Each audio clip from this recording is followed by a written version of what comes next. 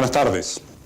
Televisión Nacional inicia en este momento un nuevo programa que pretende un encuentro entre los parlamentarios de nuestro Congreso Nacional y la ciudadanía, tanto para dar a conocer los temas que ocupan a tan importante organismo de nuestro régimen democrático, como para, dentro de lo posible, explicar también la forma, cómo se realiza el trabajo de comisiones, de votaciones, de aprobación de las leyes que, en último término, nos van a regir.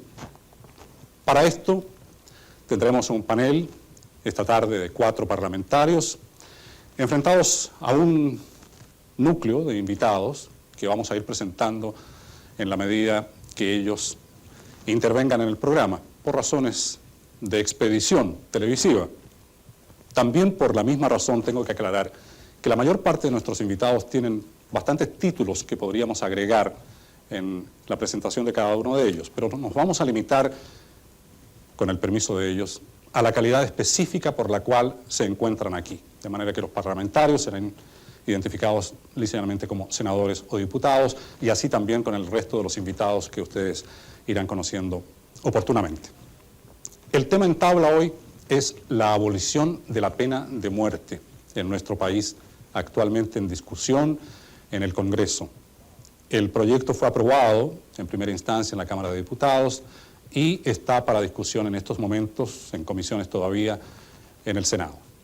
Para ello, vamos a pedir que ustedes conozcan a nuestros 4 parlamentarios invitados de hoy: el señor Máximo Pacheco, senador demócrata cristiano; el señor Federico Mequis, diputado de Renovación Nacional; el señor Jorge Shaulson, diputado del PPD; y el señor Jorge Ulloa, diputado de la UDI. Voy a rogar al señor Pacheco, vamos a hacer la ronda completa, que brevemente nos exponga su posición ante la posibilidad de abolir en nuestro país la pena de muerte. Señor Pacheco. Con mucho gusto. En primer término, quiero agradecer la invitación que me han formulado en el día de hoy. Yo soy contrario a la pena de muerte, por razones religiosas, filosóficas, jurídicas y prácticas. Por razones filosóficas, por razones religiosas, porque yo creo en Dios. Creo que la existencia proviene de Él y creo que solamente Dios puede disponer de esa existencia, no los hombres y no el Estado. Por razones de orden filosófica, porque creo que toda persona tiene derechos fundamentales que provienen del hecho de ser persona. Y uno de esos derechos, el más importante, es el derecho a la vida. Todos debemos cuidar de la vida. Nadie puede privar a otro de su existencia. La vida es sagrada y nadie puede disponer de ella. Por razones también de orden jurídico, porque creo que los objetivos de la pena son hacer justicia y que exista una cierta proporcionalidad y que haya una reeducación. En el caso de la pena de muerte, si se comete una injusticia, ella es irreparable, absolutamente. En segundo lugar, no hay proporcionalidad, por cuanto no se trata de devolver mal por mal, no se trata de aplicar la ley del talión, sino al revés, se trata de devolver el bien al que ha hecho el mal. En consecuencia, también la pena no cumple su objetivo, porque con la pena de muerte no se está reeducando a la persona.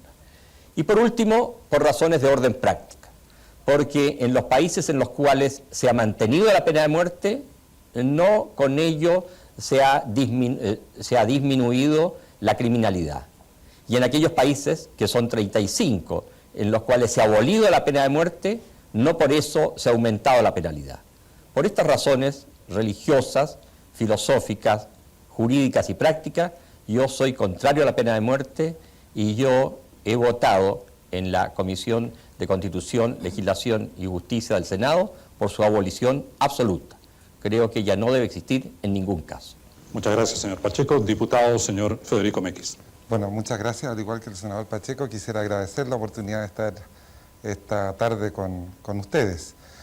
Yo creo coincidir en muchos de los argumentos que ha dado el senador Pacheco. Yo quisiera conceptualizarlos en lo que a mí se refiere de la siguiente manera.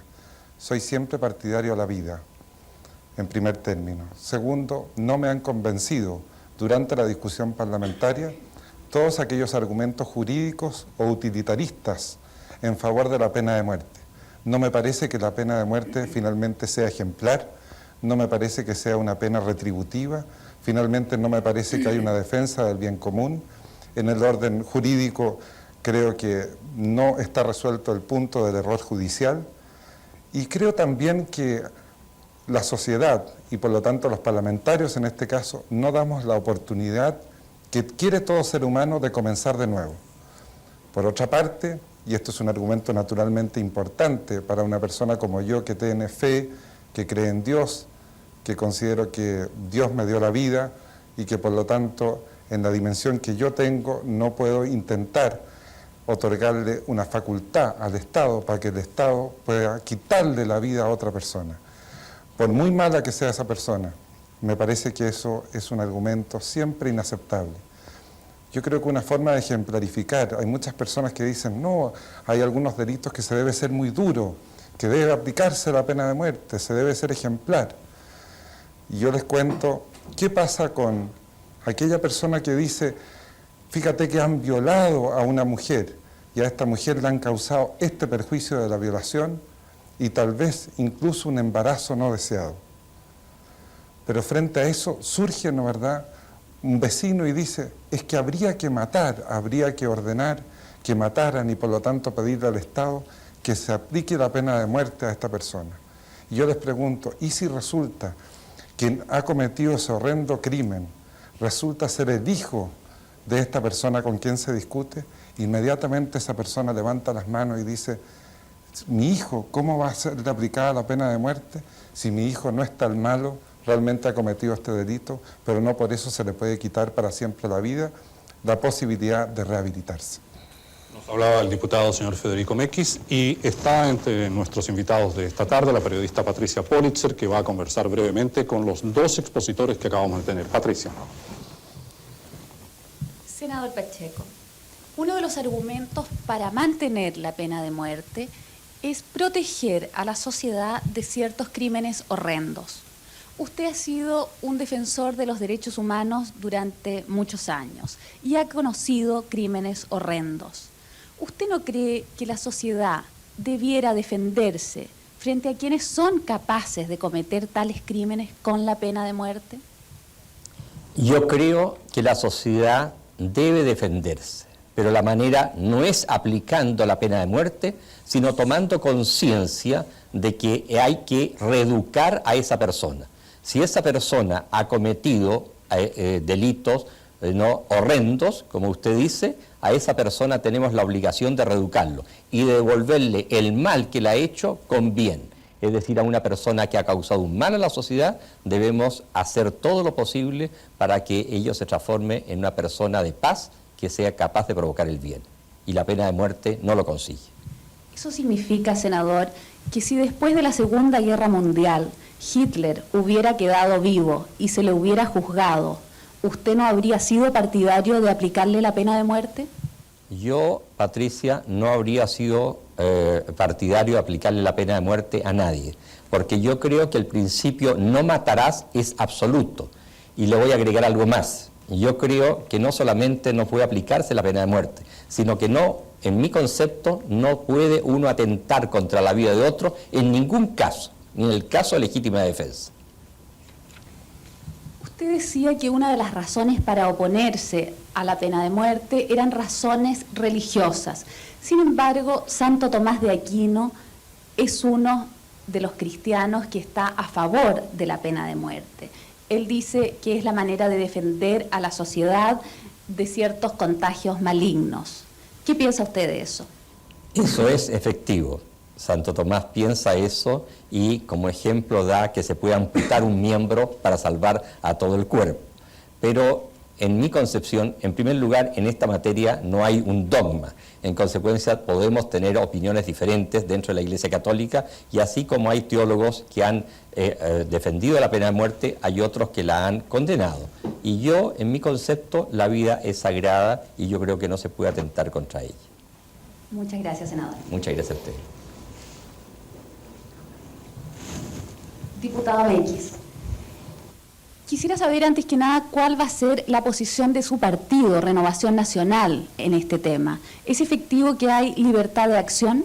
Así es efectivo, hay libertad de acción. Eso ocurrió en la Cámara de Diputados y también ocurrirá en el Senado en la votación definitiva que exista con este tema. ¿Por qué se tomó esta decisión? ¿No hubo posibilidad de poner de acuerdo a los parlamentarios de Renovación Nacional frente a un tema como este? No se intentó poner de acuerdo. Hay que tener en cuenta que el debate sobre la pena de muerte es un debate largo, es un debate que se inicia en el siglo XVIII a propósito de la obra de Cesare Beccaria, que estaba desde luego prohibida por la Iglesia entonces, en que comienza a desarrollarse la idea de que debe abolirse la pena de muerte.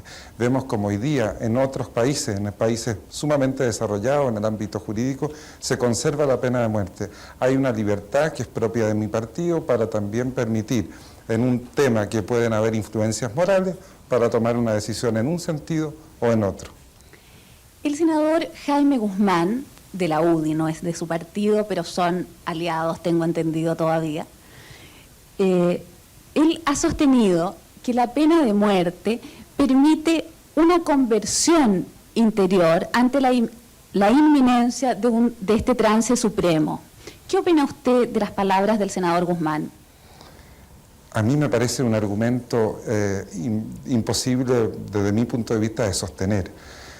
Poder adivinar que se ha producido un proceso de arrepentimiento en el alma de la persona que va a sufrir la pena de muerte, al momento en que esto va a ocurrir, es simplemente atribuirse una naturaleza que ningún ser humano tiene. Realmente llegar a colocarse en la posición de otro, pero mucho más que en su posición física, en su alma. Algunos de los parlamentarios de su partido, que son partidarios de mantener la pena de muerte, están por mantenerla en ciertos casos que ve la justicia militar, como es, por ejemplo, ciertos casos de traición, de sabotaje, que se puedan producir en una guerra externa, por ejemplo. ¿Usted no es partidario de eso? ¿No cree que esos son delitos tan graves para la patria que quizás sería bueno mantener en esos casos la pena de muerte? Yo creo que el orden de argumentaciones que yo daba a la introducción del programa no me permiten a mí distinguir en el ámbito utilitarista, en el ámbito jurídico, en el ámbito personal, en el orden religioso, entre una situación de guerra o una situación de paz. Por lo tanto, mi posición respecto de la abolición de pena de muerte es siempre en ambos estados. Ahora, hay que respetar también a las personas que estiman que en tiempos de guerra puedan existir ciertos delitos que puedan ser castigados con la pena de muerte. Y yo no adhiero a esa posición, pero sí respeto que alguien la pueda tener. Hay que tener en cuenta también, hay otras legislaciones, por ejemplo la inglesa, que precisamente en el tema militar admite la aplicabilidad de la pena de muerte. Ahora, yo no sé si usted me va a hacer otra pregunta, pero yo no sé cómo poder vincular esto con otro tema que yo creo que es de enorme interés. Fíjense que en los últimos 20 años creo que se han producido solamente 20 ajusticiamientos aplicando la pena de muerte por decisión judicial conforme a un Estado de Derecho. Pero resulta de que tenemos noticias que nos indican que en lo que se refiere a una forma de pena de muerte, en la cual yo quisiera que todos estuviésemos de acuerdo en que se aboliese, en que pudiésemos influir éticamente en la sociedad, cuál es el aborto. Preparando este programa, yo tomé algunas fotografías que han sido publicadas. Y por ejemplo, aquí tenemos la concepción de la vida. Es muy impresionante. En este sentido, no, en el sentido inverso, para que no reflejen la... sí. Aquí tenemos cuando se produce la concepción de la vida, aquí tenemos con pocas horas ya cómo se van produciendo todos los caracteres que tiene una persona. Incluso se señala que es posible llegar a establecer que hay un carácter en ese ser humano. Fíjense lo que ocurre en esta materia, 150.000 en un año. Por otra Diputado, parte... para evitar esa pena de muerte de la cual usted está hablando, el aborto, ¿Qué piensa usted respecto a la promoción y a incentivar el uso de anticonceptivos? Bueno, usted apunta a un tema distinto. En el ámbito de los anticonceptivos, también existen anticonceptivos que científicamente se ha detectado que ellos puedan tener el efecto abortivo, es decir, de que pueda producirse una de estas muertes. Por ejemplo, esta muerte que está aquí de este niño se ha producido después de que se ha producido la concepción, cosa que también opera con algunos anticonceptivos, y al niño se le ha envenenado finalmente. Aquí tenemos un niño destruido, aquí tenemos otro niño también destruido, están sus pies, sus manos. Esto me parece que es yo a ambos, diputado Mequis, posiblemente en el transcurso del debate posterior podemos volver sobre este tema. No es que no desee yo que usted pueda profundizar sobre ello. A Patricia le agradezco en este momento porque tenemos que continuar. La oportunidad de haber podido hablar de este tema. Gracias, Patricia. Puede volver sobre él, le insisto, pero no en este momento. Me interesa que completemos la ronda de exposiciones iniciales con el diputado por el PPD, señor Jorge Chaulson. Gracias, Patricio. Yo me sumo naturalmente a lo que ha expresado el senador Pacheco y el diputado Mequis. Soy absolutamente contrario a la pena de muerte, pero yo creo que en esta materia el peso de la prueba realmente debe estar y debe recaer en aquellos que propugnan la pena de muerte. Porque para mí hay una infinidad de razones para rechazarla, algunas de las cuales se han dado acá. La pena de muerte es una especie de tortura realmente. Y creo que especialmente en lo que se refiere al acto mediante el cual el Estado, por la vía judicial, termina con la vida de una persona, es un acto tremendamente cruel. Y las razones prácticas que se esgrimen por algunas personas que la sostienen, en el sentido de que disminuye la criminalidad, por ejemplo, nos podrían llevar perfectamente bien a sostener que deberíamos considerar a la tortura como un medio de sanción penal en caso de que se cometieran algunos crímenes que se consideran atroces o excesivos. De manera que la pena de muerte se puede rechazar por múltiples razones, filosóficas, éticas, pero yo quiero poner el énfasis en una que para mí es muy importante. Los anales de la justicia están repletos de casos en que se ha condenado a personas inocentes, no necesariamente a la muerte, sino que a presidios prolongados, y durante el transcurso del cumplimiento de la pena se descubre por distintas vías de que la persona condenada era efectivamente inocente. La aplicación de la pena de muerte hace que el error sea absolutamente irreversible. Desde ese punto de vista uno podría incluso llegar a sostener que la tortura es más benigna que la pena de muerte, por cuanto en caso de error aún se puede rectificar. Yo no encuentro ningún argumento razonable para poder sostener la viabilidad de la pena de muerte. La desmienten las estadísticas. Lo que ocurre es que a veces las sociedades, y este argumento se da porque efectivamente en países muy avanzados en este momento hay corrientes que propugnan el restablecimiento de la pena de muerte. Pero eso tiene que ver con situaciones puntuales que a veces distorsionan el debate. Yo creo que, como he señalado, los que propugnan la pena de muerte son los que deben demostrar que tiene algún valor y alguna función en una sociedad civilizada. A mi juicio no tiene absolutamente ninguna. Nos hablaba el diputado Jorge Chaulson y la última exposición de esta ronda inicial a cargo del diputado señor Jorge Ulloa. Bueno, antes que nada, muchas gracias por la invitación a esta mesa, a este conjunto de reflexiones. De verdad, yo quisiera en esta ocasión hacer algunas precisiones que me parecen importantes, toda vez que los argumentos que se han entregado para pensar en la derogación, figura distinta en lo jurídico a la abolición, ¿verdad? Es precisamente tal vez el tema que hoy día debiera concitar una gran atención de todo el país. Hace un tiempo atrás, cuando se discutió en la Cámara de Diputados este tema, precisamente yo demostraba mi disposición contraria respecto del proyecto enviado por el Ejecutivo, porque creía y pensaba que era muy necesario hacer de esta situación, del planteamiento que originó el proyecto del Ejecutivo, una gran discusión. Incluso invitaba a una gran discusión, de manera tal que yo estoy realmente agradecido de que Televisión Nacional nos permita que todo el país esté hoy día consciente, pensando en tratar un tema tan delicado como este. Ahora bien, dentro del tema precisamente en cuestión, yo creo que hay que discutir, ¿no?, lo que significa la legitimidad y la ilegitimidad del mismo respecto de la conveniencia o inconveniencia de la pena. Ahora, yo tengo claro de que la Iglesia Católica, y tengo claro además que el Pacto de Derechos Civiles y Políticos no la condenan esta pena como una herramienta de justicia.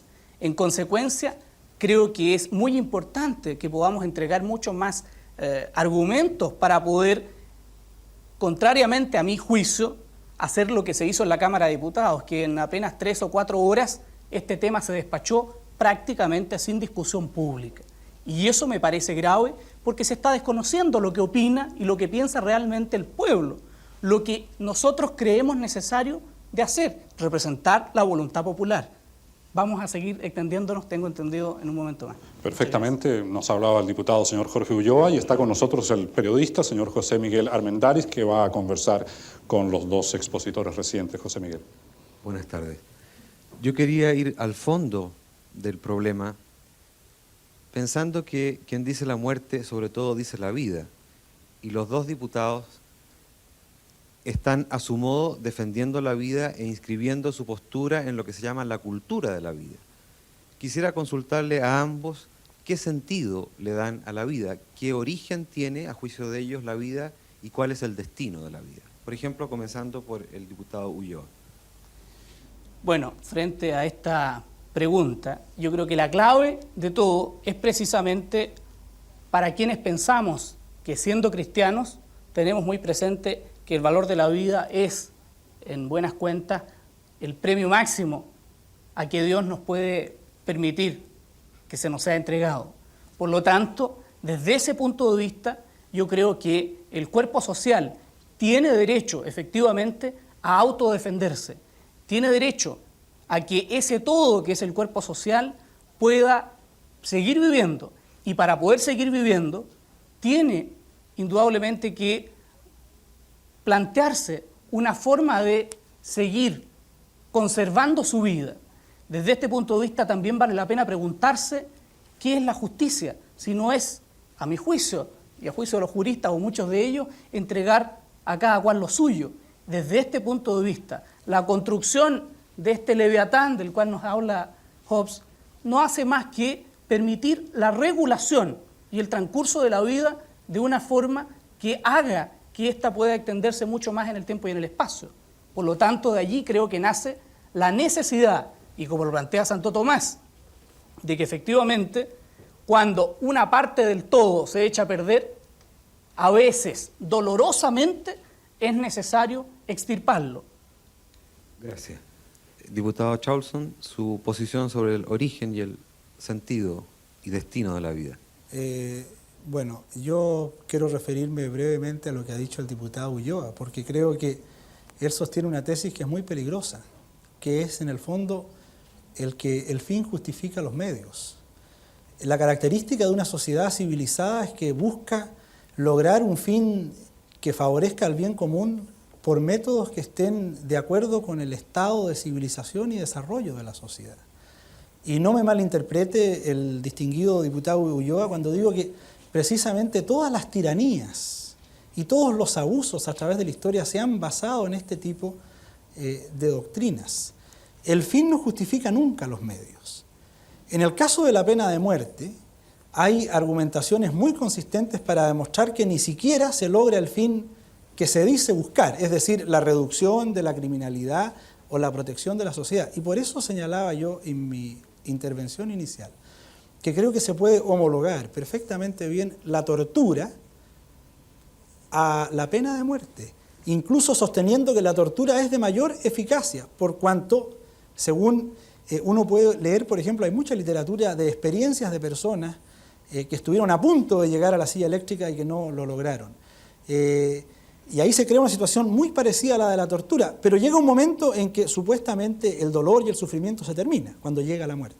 En el caso de la tortura, esto no ocurre así, de manera de que a mí me parece, e insisto, el peso de la prueba está en aquellos que sostienen la pena de muerte, y yo creo que el diputado Ulloa, como solitario defensor de ella, hasta este momento no me ha dado a mí, por lo menos, ningún argumento que razonablemente me haga pensar que que la pena de muerte debe ser considerada como una alternativa razonable y civilizada. A propósito de fines y de medios, y más que tortura, en el caso del aborto, el crimen contra un ser indefenso, sorprende que en el caso del PPD, siendo en su mayoría partidario de la abolición de la pena de muerte, no guarde la misma posición frente al aborto y en general se muestre partidario de introducirlo en la legislación. ¿Usted podría explicar cómo se combinan ambas argumentaciones? Es decir, yo podría explicar lo que en esta materia siempre se confunde y se mistifica. Yo creo que si uno en cualquier sociedad, la nuestra o sociedades europeas que han discutido este tema antes que nosotros porque han tenido condiciones de libertad para hacerlo, no conozco a nadie que se diga partidario del aborto. Lo que usted se refiere al caso del PPD es una encuesta realizada entre los dirigentes nacionales del partido, en que una mayoría se mostró partidaria de legislar sobre el aborto, que es un tema completamente distinto, para evitar en buena medida algunas de las cosas que el diputado Mekis señalaba. Pero yo creo que es malo como sistema para discutir esto, mezclar cosas que no están vinculadas. Es como cuando se habla del divorcio, e inmediatamente se pone como contratema el tema del aborto también. Y podemos llegar al tema de los anticonceptivos. En fin, yo creo que las cosas hay que discutirlas dentro del marco y del esquema que corresponde. Pero para responder derechamente a su pregunta, respecto del aborto, yo, como creo la gran mayoría de los miembros de mi partido, somos partidarios de legislar, porque creo que lo peor que puede hacer una sociedad es jugar como el avestruz, enterrar la cabeza y pretender que nada ocurre y que con ello todo está bien. Ahora, de ahí a propiciar el aborto, creo que hay una gran distancia. Quiero hacerle una pregunta final al diputado Ulloa. Atendiendo a que los principales argumentos en la línea de la abolición van por el lado de que la pena de muerte no resultaría ejemplificadora, donde se ha derogado no ha aumentado el delito y donde se ha restablecido tampoco ha aumentado, y por último no tendría tampoco efecto disuasorio. ¿Cómo responde a estos argumentos, puesto que usted aparentemente es partidario de mantenerla? Bueno, en esta materia yo no quisiera dejar pasar el peligroso juicio que ha hecho Jorge Chausson respecto de mi argumentación. Respecto de esto, yo quisiera decir lo siguiente. Si él considera de que no hay posibilidad alguna de que la aplicación cumpla con su objetivo, entonces caemos en el error del otro extremo, en que ninguna aplicación de pena sería justa. Y eso es extraordinariamente peligroso precisamente para lo que se intenta, la conservación de la vida. De allí entonces a que tampoco me parece justo que intente dividir dos temas que atentan a una cuestión, o que, mejor dicho, están apuntados a una cuestión fundamental, que es la conservación de la vida. Y aquí sí que entramos en un terreno tremendamente peligroso, toda vez que un condenado a una pena máxima evidentemente ha tenido la oportunidad de diferenciar lo bueno de lo malo, lo justo de aquello que no lo es, a diferencia, y en esto concuerdo plenamente con el diputado Mekis, de quien no tiene ninguna oportunidad de decir algo, por lo menos antes de que se le destruya. De allí, en consecuencia, a que sea muy importante que nosotros tengamos presente que no son dos elementos distintos. Y ahora bien... Perdón, en este momento vamos a ir a una pausa. Quiero agradecer a José Miguel Almendares las preguntas formuladas. El señor Ulloa va a tener oportunidad de extenderse. Quedó una pregunta sumamente taxativa pendiente. ¿Cómo se responde a determinados argumentos que se dieron? Y podemos hacerlo más adelante. Quiero decir también que es muy probable que en este ciclo de programas se discuta específicamente el aborto. Con esto no quiero desconocer la legitimidad que pueda tener con respecto a este tema, el aborto. Solamente quiero hacer hincapié en ello y en que al menos en cierta manera lo que estamos discutiendo aquí es específicamente la aplicación de la pena de muerte como una sanción en los códigos, si debe estar o no. Vamos a hacer nuestra pausa y volvemos inmediatamente. Entre nuestros invitados está el señor César Pinochet, director nacional de Gendarmería, a quien, junto con agradecerle la colaboración que nos ha prestado el organismo que él dirige, tengo el deber de hacerle una serie de preguntas. Yo sé que usted es abogado y que podría, tal vez si tenemos un momento, ilustrarnos algo más sobre el tema, pero hay algunas preguntas directas para información que es necesario hacerle. Tengo entendido que el pelotón de fusilamiento está compuesto por 8 fusileros. ¿Cómo se seleccionan estos hombres? De acuerdo al reglamento promulgado en 1965, el pelotón está compuesto de 8 hombres que se obtienen por sorteo de entre los funcionarios de mi servicio y que tengan 30 a 45 años de edad y que no tengan alguna cardiopatía o enfermedad mental. ¿Este sorteo se realiza a lo largo de todo el país o por una determinada zona? Entre los establecimientos que yo determine. ¿Qué criterio usa usted para eso? Es decir, estamos hablando sobre algo hipotético que para mí efectivamente es muy doloroso. Usaría.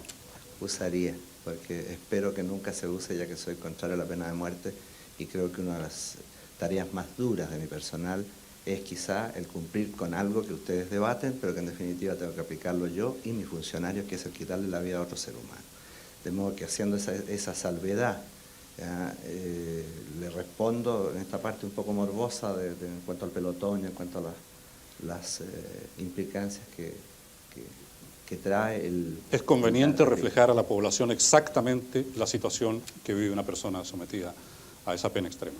Desde ese punto de vista yo creo que es útil que la gente sepa. Chile es un país que opta por fusilar a las personas, eso lo dice el Código Penal. El reglamento establece lo mismo, que se fusile. ¿Cómo se haría el sorteo, señor Pinochet? No está determinado exactamente, sino que es un sorteo. ¿Qué pasa si se niega uno de los hombres a participar en esto? Tendría que ser destituido, Salir del servicio. tendría que salir del servicio. En la experiencia anterior que exista en el servicio, ¿ha tenido consecuencias psicológicas para algún hombre que haya participado en un fusilamiento el haberlo hecho? Obviamente, quedan con una secuela grave de tipo mental el haber participado en un acto de este tipo. ¿Cómo es considerado dentro del personal esto? ¿Es como un temor, una amenaza latente que les pueda tocar esto? En alguna oportunidad parece que leí en la documentación para este programa que era voluntario en alguna época el participar en esto. Exacto, en el reglamento del año 51 se daba la opción a que el personal pudiera voluntariamente presentarse para integrar el pelotón de fusilamiento. Incluso se les daba un premio de una vacación extra después de intervenir en este tipo de actos. Precisamente fue por ello que en el año 65, bajo el gobierno del presidente Frey, se cambió el reglamento y se humanizó, en el sentido de que tenía que ser por sorteo, cosa que todos los funcionarios de Gendarmería tuvieron un riesgo idéntico. Se quitó la morbosidad en cuanto a la propaganda excesiva, no se permitió el acceso libre. Se normó en general tratando de que esto fuera menos morboso. ¿No tiene una remuneración extra el que participe en una ejecución? No, en absoluto. Ni ningún otro tipo de incentivo, porque usted mencionó que en la legislación anterior habían unas vacaciones o algo por el estilo. Exacto, ahora no. Ahora es una pesada carga que incluso para mí va a ser muy duro con las 500 vacantes que el Supremo Gobierno ha creído conveniente otorgarle a Gendarmería y que si el Parlamento las otorga, espero tener 500 vacantes más, para mí va a ser muy doloroso poder decirle a esos 500 funcionarios que dentro de sus funciones, además de las funciones de empleado público, están las de quitarle la vida a un hombre eventualmente si la pena de muerte no se deroga. El oficial que llegado al caso tendría que dar el tiro de gracia, ¿es sorteado también? No. ¿Es designado? Es designado. Es designado y lo más grave de ese funcionario es que mientras en el pelotón de fusilamiento de los 8 hay uno que tiene bala de salva, en consecuencia todos al menos piensan que han sido agraciados con esa posibilidad de no haberle disparado al hombre. Pero cuando el médico determina que el fusilado no ha muerto, ordena al oficial que proceda al tiro que se llama tiro de gracia. Y no cabe duda de que ese funcionario tiene que disparar sobre un hombre moribundo, inerme y darle muerte. Después del fusilamiento, sin embargo, el tipo de culatazo que recibe el hombre al disparar le revelará si tiró con bala de verdad o bala de salva, ¿no? ¿O no hay constataciones al respecto? ¿O nadie quiere hablar tal vez al respecto? Debiera no haber diferencia. ¿Usted quisiera agregar algo, señor Pinochet? Es decir, yo ya he manifestado mi posición contraria a la pena de muerte, he manifestado también mi pesar porque mi servicio tenga que ser quien ejecute, porque es muy fácil decir que la sociedad castigue, que el código castigue, que se aplique la pena de muerte, pero desgraciadamente Gendarmería por un simple decreto, porque ni siquiera la ley determina que sea gendarmería. Es un decreto del presidente de la República.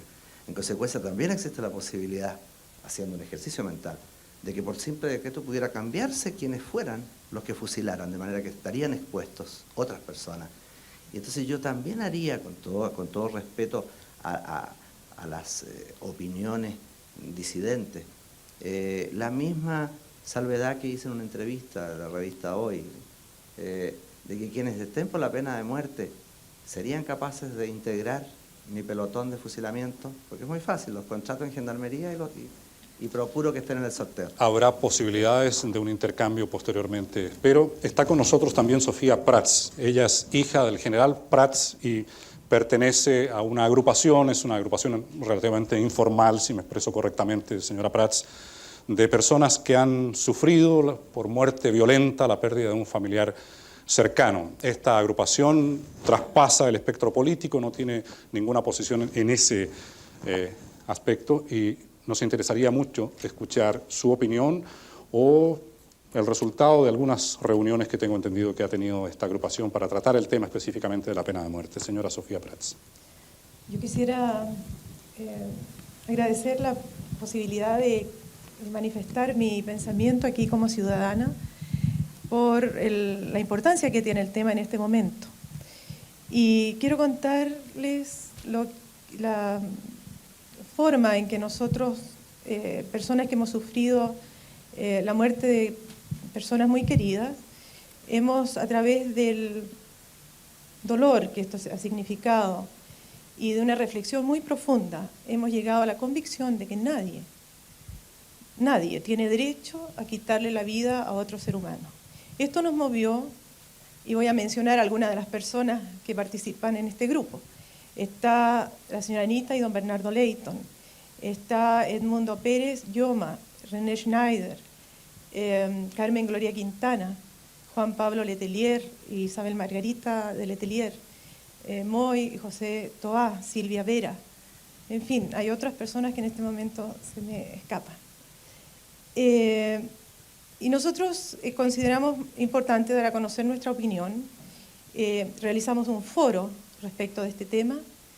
Hicimos una declaración pública apoyando el proyecto de ley del presidente Elwin y las exposiciones que se hicieron en el foro las enviamos a los presidentes del Senado y de la Cámara de Diputados para que sirvieran como un aporte nuestro al debate.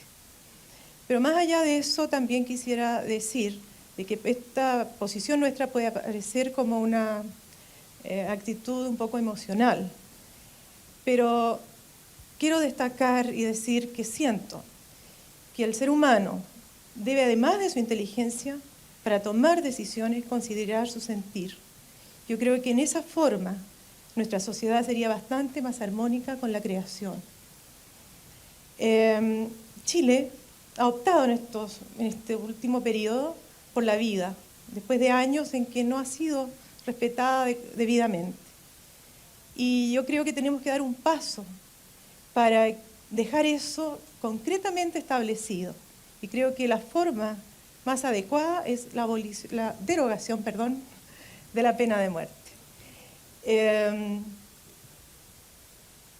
Bueno, esto es, digamos, Perfectamente, señora lo que Prats. yo quisiera manifestar por este momento. Luego vamos a tener posiblemente alguna reacción a sus palabras. Está con nosotros también el señor Osvaldo Navas, él es periodista policial, ha por lo tanto conocido de primera mano algunos de los crímenes más espeluznantes que han sacudido a nuestra sociedad y también ha asistido en la misma calidad profesional a fusilamientos. Señor Navas, yo quisiera pedirle si usted nos pudiera relatar aquí, con la brevedad que requiere un espacio de televisión, algún crimen verdaderamente horrendo que es la acción que típicamente mueve a la gente a pensar, al menos en primera instancia, que eso merece un castigo como la pena de muerte. ¿Podría ser? Claro, buenas tardes. Yo creo que uno de los crímenes que más se ha quedado en mi memoria, y pienso que también en la memoria de la comunidad, es aquel de un individuo que en Santiago secuestró a una muchacha estudiante de 16 años, le dio muerte, la enterró en el patio de su casa y luego durante 5 días estuvo pidiendo un rescate a su familia, y esta familia durante 5 días vivió el drama de pensar que su familiar, que su hija de 16 años había quedado, podía estar en libertad. Lo dramático de esto es que el individuo autor de este horrendo crimen, y por qué no habría que preguntarse si la pena de muerte es aplicable o no, era amigo de la familia. Por otra parte, en San Fernando, 3 campesinos llegaron a un restaurante atendido por 2 personas de edad, 2 hermanas, de 60 a 65 años, y por robarle 1.000 pesos, 2 botellas de licor y 3 de cerveza, les dieron muerte horriblemente y luego huyeron. Son 2 casos, como muchos que hay, sin personificar en nombres, hay otros más. Hemos vivido hace pocos días, un par de días atrás, la horrible muerte de un menor a manos de otro menor, consideraciones diferentes, pero creo que eso es parte de lo que vivimos. Su experiencia profesional y casos, los que acaba de relatar y otros, ¿le mueven a ser partidario de la pena de muerte? En determinados casos, se entiende, por supuesto. Esa es una pregunta que yo me he hecho en más de una ocasión y no tengo una respuesta 100%. Creo que hay en algunas ocasiones, desde mi punto de vista, en que la pena de muerte puede ser realmente aplicable. Creo que la justicia, creo que la sociedad debe señalar clara y taxativamente cuáles son esos casos, ver los atenuantes. Creo que las 3 instancias que entrega la justicia, la primera, la Corte de Apelación y la Corte Suprema, pueden evitar ese error que pareciera tener tan presente los parlamentarios que aquí han estado. Por eso creo que es difícil pensar. Si yo recuerdo el primer fusilamiento al cual yo asistí, que fue en Calama, donde fusilaron a 2 personas, ahí hubo un crimen, a mi manera de ver, muy alevoso. Se aprovechó del poder, se aprovechó de la fuerza para dinamitar, no solamente robar un banco, sino que dinamitar a un agente y al cajero por el solo hecho de que conocían a los autores. Esa pena estuvo bien aplicada, estuvo mal aplicada, que la conciencia de cada cual responda. Lo que usted ha dicho es que usted reclama naturalmente el debido proceso legal, pero en última instancia que exista la posibilidad de aplicar la pena de muerte. Eso es lo que acaba de decir. En definitiva, sí. Tenemos con nosotros a un sacerdote católico. Es Tony Mifsud. Y como usted ha escuchado, aquí se ha hecho alusión repetidas veces a la posición cristiana o de la Iglesia Católica al respecto. 3 de nuestros panelistas, me parece, se han declarado cristianos y católicos. El senador Pacheco dijo que el principio, yo agregaría tal vez mandamiento, no matarás, es absoluto. ¿Qué nos puede decir al respecto? Buenas tardes. Buenas tardes. Yo estoy muy de acuerdo. Yo creo que por nuestra fe creemos en el Dios de la vida. Entonces nuestro deber es respetar la vida y que la palabra inocente o culpable no desmerece la vida humana. Es una opinión personal. La Iglesia, mejor dicho, el magisterio de la Iglesia, deja en libertad de conciencia. Es decir, cada cual discierna a la luz de la fe. ¿Y cómo es posible eso a la luz de lo que usted acaba de decir? Yo creo que es posible. Evidentemente que cada uno tiene una vivencia de fe. Aquí se nombró a San Tomás de Aquino. Yo quisiera nombrar a Jesús de Nazaret. Hay un episodio, Juan capítulo 8. Según la ley mosaica, una mujer en adulterio merecía la pena de muerte. Estaba escrito eso. Jesús dice, le traen la mujer a Jesús. Y Jesús dice, aquel que no tiene pecado, que eche la primera piedra. Se fueron todos. En el Antiguo Testamento también tenemos el episodio de Abel y Caín. Caín mata a Abel y Caín tiene miedo de que lo van a matar a él. Y Dios dice que nadie tiene que matar a Caín. Si usted me permite, volvamos un momento atrás al caso de un fusilero. ¿Cuál es la situación para la Iglesia Católica del fusilero ante el mandamiento no matarás? Está matando por una orden. ¿Debería negarse? Ya que el magisterio de la Iglesia deja en libertad de conciencia, ahí el fusilero que forme su conciencia. ¿No deja demasiado abiertas las cosas eso? Yo creo que la Iglesia, esa es mi opinión personal, a nivel de magisterio, al respecto, debería tomar una postura más definida. Sin embargo, y aquí hay algo muy lindo, a veces dejamos que hable el magisterio. También somos Iglesia. Y en la medida que nosotros, como creyentes, como cristianos, seamos sensibles a eso, entonces vamos a ayudar al magisterio. Junto al señor Tony Mifsud está Fernando Uribe Echeverría, que es abogado penalista, y quisiéramos conocer su opinión respecto a la abolición o mantención de la pena de muerte en nuestro país. Buenas tardes. Yo soy absolutamente contrario a la pena de muerte. ¿En todos los casos? En todos los casos. Incluso más, le podría decir que dentro de los abogados penalistas es muy difícil encontrar gente que pueda estar de acuerdo con la pena de muerte. Lo que más hemos podido llegar a apreciar es que hay gente que la puede aceptar en momentos determinados, para situaciones determinadas y para delitos determinados. Pero la opinión mayoritaria y la personal mía, en todo caso, es absolutamente contraria. No creo que nadie, ni el Estado, ni la autoridad, ni la sociedad, tenga el derecho de quitarle la vida a otra persona bajo ninguna circunstancia. Bueno, hemos escuchado una serie de testimonios y ahora nos interesa conocer la opinión, tal vez las preguntas o el diálogo que se entable de los parlamentarios con las personas a quienes hemos solicitado su presencia aquí y su muy valiosa colaboración. Debo advertir, eso sí, que vamos a hacer una pausa dentro de un momento, pero luego continuaríamos. Senador Pacheco. A mí me gustaría hacerle una consulta al director. Yo me he impuesto por los diarios de que él viene llegando de un congreso, hace pocos días, de un congreso internacional organizado por Naciones Unidas en Cuba. Allí, según la información que tengo, se habría discutido el tema también de la pena de muerte. Me gustaría que él nos pudiera informar algo al respecto en esa asamblea que fue bastante importante. El señor César Pinochet. Con mucho agrado, senador.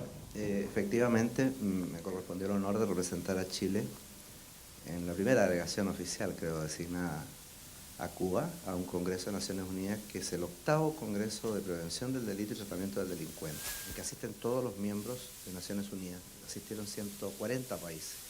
Y se discutió no la pena de muerte, sino que una moratoria de la pena de muerte, o suspensión mundial de la pena de muerte por 3 años. Y esa posición triunfó. Triunfó en el sentido de que la mitad más uno de los miembros votaron a favor, pero la resolución del caso no pudo adoptarse porque no se alcanzó a obtener los 2/3 de los miembros presentes. Pero fue extraordinariamente valioso constatar las diversas posiciones que hay, y el tema es discutible, frente obviamente al tema. Los islámicos por un lado, los orientales por otro, los cristianos por otro, tienen posiciones total y absolutamente divergentes, y Chile fue coparticipante, copresentador de la moción de la moratoria de la pena de muerte, que desafortunadamente no alcanzó a tener los 2/3, pero tuvo el agrado de ver que tenía la mitad más uno de los países presentes en esa magna asamblea. ¿Alguna otra consulta, No, senador Pacheco? Diputado Mequis. Yo quisiera preguntarle al señor Pinochet, ya que él tiene tanta vinculación con lo que se refiere a la organización de un pelotón de fusilamiento, si aquella percepción que uno tiene, desde luego en mi caso como niño, recuerdo esos fusilamientos, los que han habido, que no son muchos en mi vida, que a mí me impactaban mucho, estaba muy atento a las noticias. ¿Qué ocurre? ¿Qué le han contado a usted al interior del penal? ¿Qué ocurre precisamente con los gendarmes que se ven enfrentados a esta situación? Y por otra parte quisiera hacer una reflexión a propósito de lo que señalaba el sacerdote y también el abogado Uribe. Así como yo creo que hay una diferencia entre el Antiguo Testamento y el Nuevo Testamento, que aparece más decisivo, diría yo, contrario a la pena de muerte, ¿no verdad? Está el Sermón de la Montaña, la exclusión de la ley de Talionta, lo que usted cita. A mí me parece que lo que está en juego aquí es un derecho fundamental, un derecho que pertenece a la organización de la sociedad misma. Y a mí me gustaría anunciar que en una eventual reforma a la Constitución, de aprobarse esta ley que tiene por objeto derogar la pena de muerte en todas las disposiciones legales que así lo contienen en Chile, a mí me gustaría derogar también y excluir el contrasentido que a mi juicio existe en el artículo 19 de nuestra propia Constitución, en que asegura el derecho a la vida, pero simultáneamente más adelante regula cómo puede aplicarse la pena de muerte. A mí me parece que este contrasentido deberíamos contribuir, de ser esto fruto de un consenso nacional y respetando las posiciones, también tender a abolirlo. Creo que la pregunta que formuló el diputado Mekis en cierto modo estaba respondida. Si tuviese otros datos que agregar, sino respecto al efecto sobre la gendarmería, ¿verdad? Yo le agregaría un dato estadístico, que en los últimos 100 años ha habido 57 fusilamientos. De esos 57, solamente 8 han sido en los últimos 35 años en que yo he estado vinculado al quehacer penitenciario. De manera que siendo 8, han estado vinculados a esto solo 64 funcionarios de un universo de 5.000. Yo personalmente no he tenido la ocasión de saber quiénes han intervenido en esto, porque como que es algo que no se dice. La gente prefiere olvidar ese duro deber que tuvo que cumplir un día. Tuvimos algunas citas bíblicas, sacerdote, señor Misfud. ¿Algún comentario? No me parece muy bien. Perfectamente. En este momento vamos a hacer nuestra pausa y volvemos con los otros dos diputados que seguramente querrán intercambiar algunas ideas con nuestros invitados y con una parte del público que no les hemos presentado. Pero lo vamos a hacer después. La parte del público que no habíamos identificado todavía es la que se compone de alumnos del cuarto medio del Liceo Darío Salas. Ellos tendrán oportunidad de intervenir hacia el final del programa. Nos interesa particularmente la participación de los jóvenes en esto y su intercambio con los parlamentarios. Vamos con el diputado señor Jorge Shaulson. Muy breve, Patricio, en honor al tiempo. Yo quiero plantear un tema que es relacionado con la pena de muerte y que lo insinuó el reportero policial que habló acá, que tiene que ver con los crímenes atroces. El señor Osvaldo Navas. El señor Osvaldo Navas. Yo creo que la gente empieza a pensar en la pena de muerte y a discutir la posibilidad de mantenerla cuando, confrontado con crímenes atroces, se siente desamparado. Y se siente desamparado porque, en honor a la verdad, el presidio perpetuo, que pasa a ser la pena máxima, no es tal. Porque con libertad condicional, lo máximo que puede estar una persona en la cárcel son 15 o 20 años. 15 en la actualidad, en el proyecto de la Cámara de Diputados se está subiendo a 20, se aprobó a 20 años. Ahora, respecto de esto, yo creo que aquí hay un problema. Yo soy absoluto partidario de la abolición total de la pena de muerte, pero creo que hay que readecuar nuestra legislación para contemplar la posibilidad de que en caso de crímenes atroces se faculte al juez para condenar a presidio perpetuo sin libertad condicional. Esto ocurre en algunos países europeos y concretamente hoy es habitual en la legislación norteamericana. Es un tema difícil, y especialmente en lo que se plantea la reivindicación de la pena de muerte que hay en delitos militares. Por ejemplo, la persona que envenena a la tropa en tiempos de guerra. Y el país tendría como pena máxima 15 años de cárcel. Uno puede decir esto es poco. La pena de muerte es atroz y además es poco ética, tampoco lo queremos. Pero a mí me parece que junto con abolir la pena de muerte deberíamos estudiar una fórmula en que el presidio perpetuo para crímenes atroces y repudiables pueda realmente ser perpetuo y no ser objeto del beneficio de la libertad condicional. Y lo dejo planteado como tópico de discusión porque creo que está íntimamente vinculado con el problema de la pena de muerte y con la razón del por qué la gente, cuando se le plantean estos problemas de crímenes atroces, dice, pero ¿cómo vamos a dejar que este individuo, después de 15 años, salga a la calle? Diputado Jorge Ulloa. Muchas gracias. Yo quisiera intentar ser lo más breve posible, pero tengo dos preguntas. Una para el sacerdote. Padre, ¿qué opina usted respecto de las palabras de Pío XII, que el día 12 de noviembre del año 1944 expresó: hasta que un hombre se hace culpable, su vida es intangible y por consiguiente es ilícito todo acto que tiende directamente a destruirla, ya se entienda tal destrucción como fin o solamente como medio para un fin, ya se trate de vida embrional o en pleno desarrollo o llegada finalmente al término. De la vida de un hombre que no es reo con la pena de muerte, solamente es dueño Dios, en primer término. Y por otro lado, una pregunta que a lo mejor intenta también responder aquella que dejé sin contestar hace un minuto atrás. Hoy día, los teletipos y los telex y todos estos medios de comunicación tan impresionantes que tenemos nos han traído esta noticia que yo creo que es muy importante hacerla saber a la opinión pública. La Cámara de Representantes en los Estados Unidos vota por aumentar el uso de la pena de muerte. Y entonces parece ser una cosa muy curiosa. Parece ser que de nuevo estamos en un periodo en que si en los años 60 el gran tema de discusión en los Estados Unidos era la derogación y o abolición de la pena de muerte, hoy día, curiosamente, entonces se tiende a aplicar de manera mucho más fuerte la pena de muerte en casos de delitos graves. ¿Y cómo no pensarlo? Y esta es una pregunta que además va para, ¿no es cierto?, el señor abogado. Porque ¿qué respuesta le tenemos a la madre? ¿Qué respuesta le tenemos a la familia? ¿Qué respuesta le tenemos a una comunidad que ha visto, por ejemplo, el caso que Jorge Chaulson planteaba, en un caso de guerra, donde, por ejemplo, una división, una brigada o un conjunto de soldados han sido muertos porque un oficial, por ejemplo, ¿verdad?, traicionó entonces a su país y envenenó el agua o los alimentos de esta misma tropa? ¿Qué respuesta hay? Perdón. Y además de esto, la pregunta es también para el padre, ¿qué pasa con los capellanes cuando nos atienden, ¿verdad?, a nuestros soldados y objetivamente saben y tienen muy presente de que la muerte es el elemento con el cual el soldado se va a estar encontrando? El sacerdote, señor Mistul, tiene dos preguntas. Yo diría que dentro de la Iglesia y yo diría dentro de la humanidad, este último tiempo tenemos una distinta sensibilidad hacia la vida.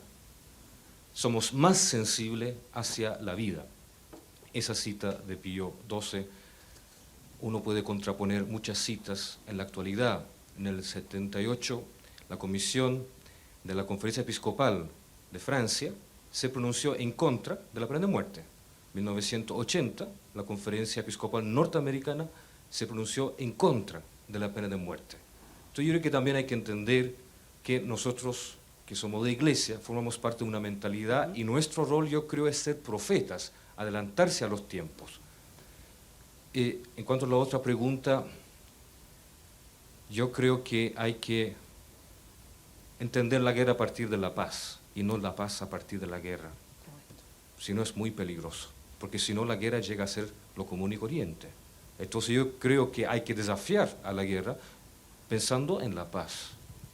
¿Por qué no pasa el micrófono al abogado, señor Fernando Uribe Echeverri, que tenía una pregunta? Tengo una pregunta y una respuesta. En lo relativo a la aprobación en los Estados Unidos de una ley federal, tengo entendido, que aumenta los casos en que se permite la pena de muerte. Bueno, es lo que sucede en Estados Unidos. Habría que entrar a considerar una serie de elementos que deben haber tenido los diputados o los congresales allá para aprobar la pena de muerte. Pero eso no significa que todo lo que sucede en Estados Unidos sea correcto. La legislación americana la respetamos todos, pero realmente dentro de la cultura occidental, de la cultura jurídica occidental, y en eso el profesor y senador y colega don Máximo Pacheco es una autoridad, no es precisamente la doctrina americana la más importante. Además que es muy lejana a nosotros, eso es un sistema muy distinto. En cuanto a lo que podría significar y la respuesta que hay que darle a las madres cuyos hijos mueren por delitos atroces, bueno, yo creo que la respuesta la dio la señora Prats aquí. Ella ha sufrido un crimen horroroso, ¿no es cierto? Y ella es partidaria de abolir la pena de muerte. Esa yo creo que es la respuesta sana de todas las personas. Y yo quería ahora hacerle la pregunta, diputado. Usted es en esta sala hasta el momento la única persona que ha aceptado la posibilidad de la pena de muerte. Él se la ha cuestionado. El periodista la cuestionó, pero usted la acepta. Yo le preguntaría en qué casos y por qué usted aceptaría una pena tan grave, tan irreparable, tan irreversible, y a mi modo de ver tan injusta. Lamentablemente voy a tener que pedir la máxima brevedad en esto, de manera que a esa pregunta sí se puede responder con una especie de enumeración taxativa. Comprendo que es un poco injusto. Difícil resulta hacerlo así, pero yo tendría que indicar que en aquellos delitos o en numerosos delitos relativos a el Código de Justicia Militar, estimo imprescindible de que la pena se pudiera mantener. Aun cuando debo reconocer que es necesario que ésta pueda derogarse en otros delitos.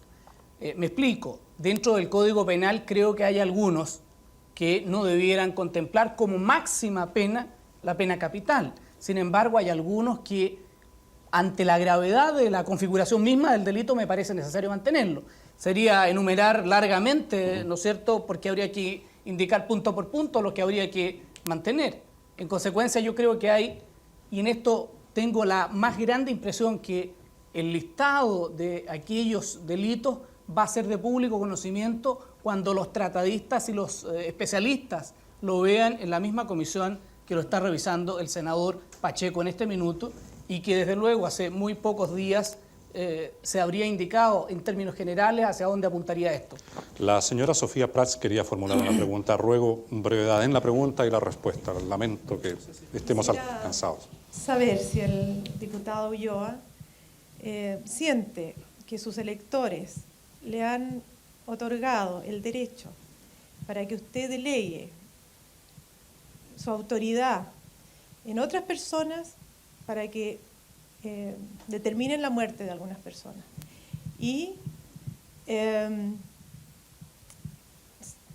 saber si usted siente realmente que usted está compartiendo esa responsabilidad con el juez que dicta la sentencia y con las personas que tienen que ejecutar a alguna persona. Diputado Quiero Ulloa. decir una cosa más, Sí. porque lo que siento en este momento es que la pena de muerte solo ocasiona daño. Lo que hemos escuchado en este momento es la situación, por ejemplo, de los gendarmes, ¿no es cierto? Y me imagino las familias de ellos, y me imagino la familia de los jueces y la familia de las víctimas. Entonces, en ese sentido yo quisiera que usted me... Yo quisiera contestarle primero indicándole que estoy muy alegre de que me haya formulado esa pregunta, porque de verdad, sinceramente, con la mano puesta en el corazón, le debo decir que esta no es una materia sobre la cual yo esté opinando sin consultar a la gente de las poblaciones, sin consultar a la gente que vive conmigo, a la gente de mi puerto de Talcahuano, y recorriendo poblaciones me he encontrado con gente que opina distinto de mí, pero que respeta esta posición, y quisiera agregarle algo más. Mucha gente me ha dicho que ha lamentado realmente que este tratamiento que se le dio, al menos en la Cámara de Diputados, haya sido tan poco difundido, haya sido tan poco trabajado, para haber puesto lo que está haciendo hoy día Televisión Nacional, colocando el tema para que se converse, para que se dialogue, para que finalmente podamos concordar en algunas opiniones. Y por otro lado, me duele indudablemente saber que tengo la enorme responsabilidad de decir que hay que mantener una pena como esta en algunos delitos, tal como lo he indicado, independientemente de que una medida dolorosa como esta, estimo que en muchos delitos hay que quitarla. Pero sí puedo decirle de que no creo que los juristas, y no creo que ni siquiera los presidentes de la República, que no concedieron los indultos correspondientes, hayan cometido pecado alguno, sino que por el contrario, en conciencia realmente ellos han determinado que tales o cuales personas se hacían merecedores de una dolorosa, vuelvo a repetir, medida, sanción como la de la cual estamos hablando. Diputado, en este momento quiero ceder la palabra a los alumnos del Liceo Darío Salas, porque me interesa particularmente la participación de los jóvenes. Ellos han asistido a todo este debate hasta el momento y tengo entendido que alguno de ellos estaría preparado para formular una pregunta. Le ruego que se ponga de pie y la haga al parlamentario que estime conveniente o al panel. Señor. Buenas tardes. Muy buenas tardes. Primero que nada, agradezco a Televisión Nacional la oportunidad que le han brindado a los estudiantes Y mi pregunta va dirigida al diputado Mekis. Y dice, si bien se ha hecho una legislación sobre el tema, por lo menos en la Cámara Baja, ¿en qué forma se podría aplicar una condena especial a los que atentaron contra la vida, siendo que estas personas no tenían una clara moral en relación a esta? Por ejemplo, sectores de las Fuerzas Armadas y la CNI. Diputado Mekis. Bueno, una de las características de la ley es que esta ley debe ser igual para todos. Es decir, no puede haber diferencia entre aquellas personas que cometen un delito en un momento y aquellas que lo cometen en otro momento. A todos debe aplicarse una pena que la sociedad, a través de sus parlamentarios, estime para esos delitos como justa o proporcional. El tema que en el fondo usted plantea y que se refiere a las violaciones a los derechos humanos, yo tengo una firme esperanza que el informe de la Comisión Verdad y Reconciliación, que pienso que conoceremos en marzo del próximo año, produzca los efectos a que todos aspiramos. ¿Algún otro alumno? La señorita. Buenas tardes, para el diputado Ulloa. Señor, antes del régimen autoritario, según la ONU, se consideraba en Chile válidos los planteamientos de esta. Durante el gobierno militar, Chile no estuvo vinculado con las Naciones Unidas. ¿Cómo entonces Chile aplicaba la pena de muerte? ¿Y acaso había un código o legislación vigente en el cual se basara? Diputado Ulloa. Muy breve, en realidad esa es una respuesta que evidentemente existe. Yo te quiero decir, yo soy profesor, de manera que me encanta que objetivamente hayamos podido tener este diálogo. Y te quiero decir lo siguiente, efectivamente, ¿no es cierto?, no tiene que ver las disposiciones legales relativas a la pena de muerte y su aplicación respecto de una situación de orden político, ¿no es cierto?, de orden político gubernativo. Muy por el contrario. Las oportunidades en las cuales, ¿no es cierto?, se determinó por parte de la justicia la pena de muerte durante el gobierno militar fue en con 4 personas y en 2 ocasiones distintas, ¿no? ¿A eso se refería su pregunta, señorita? Sí, y más que nada, o sea, yo pienso que es aclarar dudas de personas como nosotros, de cuartos medios, nos enfrentamos a una realidad que es nueva, es algo totalmente distinto, no hemos experimentado nunca esta situación de tener parlamentarios, de tener un congreso, y si se nos brinda esta posibilidad, tenemos que aprovecharla al máximo. Muchas gracias. Te agradezco a ti. Tenemos otro joven allá. Buenas tardes. Para el señor Ulloa, se le condena con pena de muerte a la persona que la provoca con premeditación y alevosía.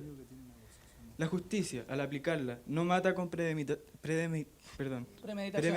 y alevosía. Yo diría que esa es una de las respuestas más difíciles que uno puede dar, toda vez que está precisamente llegando al punto de la legitimidad o de la ilegitimidad de la misma. En consecuencia, todo este planteamiento que hemos intentado hacer nosotros no ha estado más que tratando de dilucidar si objetivamente esta pena es legítima o no. En consecuencia, yo tengo la impresión de que cuando el Estado aplica una sanción tan terrible como esta, ¿no es cierto?, lo está haciendo consciente de que esta es una sanción y no un asesinato, respecto en términos de la retribución. En este momento tengo que agradecer a todos nuestros invitados, comenzando por los parlamentarios, los invitados que participaron con testimonios y preguntas, y ciertamente a los alumnos del 4º año medio del Liceo Darío Salas por su participación. Voy a pedir también disculpas por las imperfecciones que hayamos podido tener en este programa. Ha sido un primer intento de lo que dijimos al comienzo, un encuentro entre nuestros parlamentarios y sectores de la ciudadanía, a los estudiantes en particular, pero también a todo otro tipo de organización social.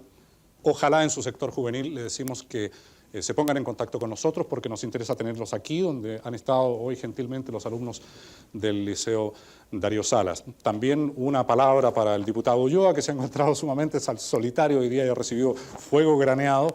Esto ciertamente no fue intencional, hemos traído una representación abierta del espectro político, pero se ha dado así la circunstancia. Por el contrario, Patricio, yo quiero agradecer porque de verdad creo sinceramente de que mi posición es la posición de muchos chilenos y chilenas que, entendiendo y respetando la posición de quienes quieren derogar hoy día y hacer posible la derogación de la pena de muerte, al contrario, pensamos de que es una pena que, objetivamente siendo legítima, dolorosamente, vuelvo a reiterarlo, es necesario que en algunas oportunidades y frente a ciertos delitos se aplique. Bueno, esta última intervención estaba fuera de contexto y me parece que me hace arrepentirme un poco de haber hecho esta mención final. En todo caso, muchas gracias, don Máximo Pacheco, don Federico Mequis, Jorge Charlson y Jorge Ulloa. Les ruego a todos que perdonen cualquier, no sé, sensación de que el tema haya quedado incompleto. La culpa ha sido enteramente mía. Será hasta la próxima semana. Muchas gracias.